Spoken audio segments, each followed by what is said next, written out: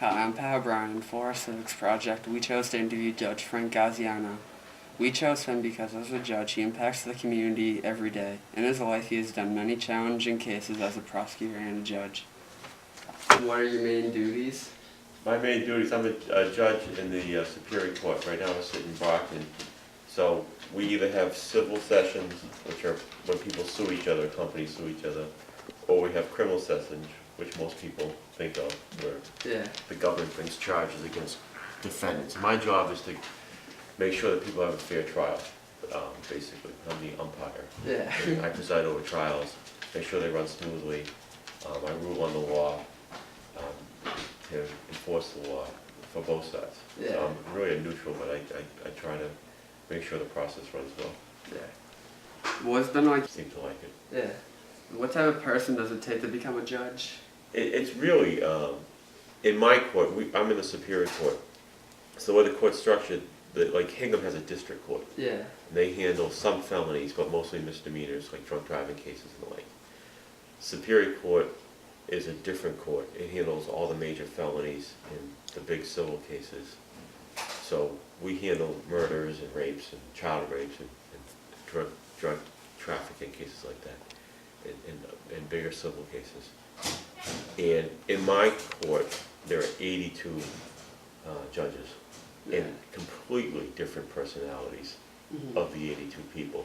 I think the only thing in common is most people have a sense of fairness and wanted to do the right thing. But as far as liberal, conservative, outgoing, shy, funny, not funny, it just is a wide range of individuals, like you would think, like 82 people would have. So there's really no one personality type, except for you have to obviously be devoted to the law. You have to be willing to work hard and be a student of the law, and you have to be fair. Other than that, anything really goes as far as personalities go. And this is the dog. Well, as a judge. What are the steps that you have to take to become a judge? It's like actually like any other job interview. The first thing you do is apply for it. So you apply to a committee, and that committee screens people. They decide whether or not to interview you, basically. If you get past that committee, and a lot of it is based upon your reputation in the legal community, your resume. So they either decide to interview you or not.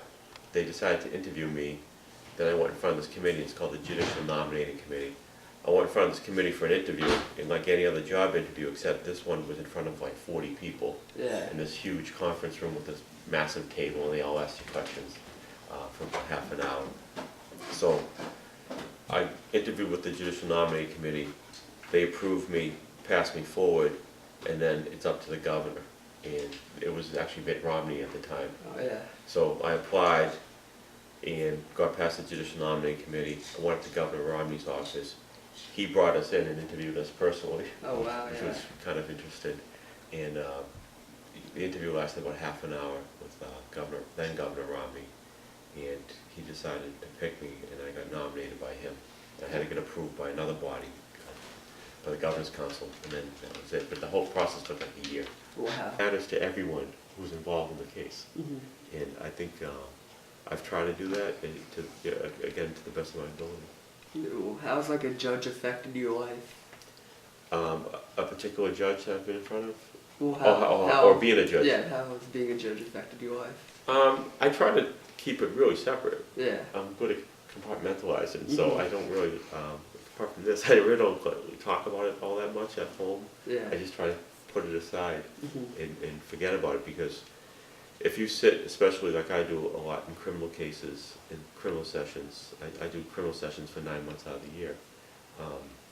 You're dealing with a lot of dark, miserable things, and you try not to let it get to you.